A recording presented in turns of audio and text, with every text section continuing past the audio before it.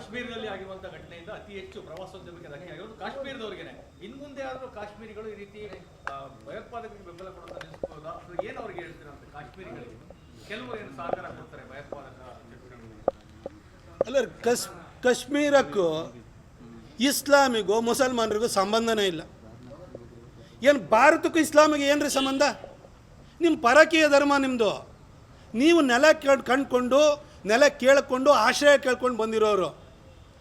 ಅವರಿಗೆ ಈ ಥರ ಆಶ್ರಯ ಕೇಳ್ಕೊಂಡು ಬಂದಂಥ ಧರ್ಮವನ್ನು ಪಾಲಿಸುವವರಿಗೆ ಅವರಲ್ಲಿ ಇಷ್ಟು ದೊಡ್ಡ ಧರ್ಮಾಂಧತೆ ಇದೆ ಅಂತಂದರೆ ಅವರಿಗೆ ಟೂರಿಸಮ್ಮು ಈ ಥರ ಊಟ ಮಾರಾಟ ಅವ ಬಗ್ಗೆ ಯೋಚನೆ ಮಾಡಲ್ಲ.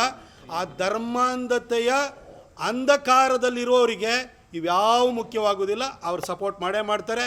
ಅಲ್ಲಿ ಅಷ್ಟು ಜನ ಟೆರರಿಸ್ಟ್ಗಳು ಬಂದಿದ್ದಾರೆ. ಅಲ್ಲಿರುವಂಥ ಟ್ಯಾಕ್ಸಿ ಡ್ರೈವರ್ಸ್ ಇರ್ಬೋದು, ಅಲ್ಲಿರುವಂಥ ರೆಸಾರ್ಟ್ಗಳನ್ನ ರನ್ ಮಾಡೋರು ಇರ್ಬೋದು. ಅವ್ರಿಗೆಲ್ಲ ಗೊತ್ತಿರಲ್ವೇನ್ರಿ ಇಲ್ಲಿ ಲೋಕಲಲ್ಲಿ? ಅವ್ರನ್ನ ಕೇಳ್ಕೊಂಡು ಯಾವ ದಿನ ಯಾರು ಎಷ್ಟು ಜನ ಟೂರಿಸ್ಟ್ ಬರ್ತಾರೆ, ಎಷ್ಟು ಬುಕ್ಕಿಂಗ್ ಇದೆ ಅದನ್ನು ತಿಳ್ಕೊಳ್ದಲ್ಲೇ ಇರ್ತಾರೆ. ಆ ಮಾಹಿತಿನೂ ಕೊಡ್ದಲ್ಲೇ ಇರ್ತಾರೆ. ಲೋಕಲ್ ಸಪೋರ್ಟ್ ಇಲ್ದಲ್ಲ ಏನೂ ನಡೆಯೋಕ್ಕೆ ಸಾಧ್ಯ ಇಲ್ಲ. ಸುಮ್ಮನೆ ಕೂತ್ಕೊಂಬಿಟ್ಟು ಕಾಶ್ಮೀರಿಗಳೆಲ್ಲ ಬಾರೋ ಅಲ್ಲಿರುವಂಥ ಮುಸಲ್ಮಾನರು ಟೂರಿಸಮಿಗೋಸ್ಕರ ಸಪೋರ್ಟ್ ಮಾಡ್ತಾರೆ ಅನ್ನೋದಾದರೆ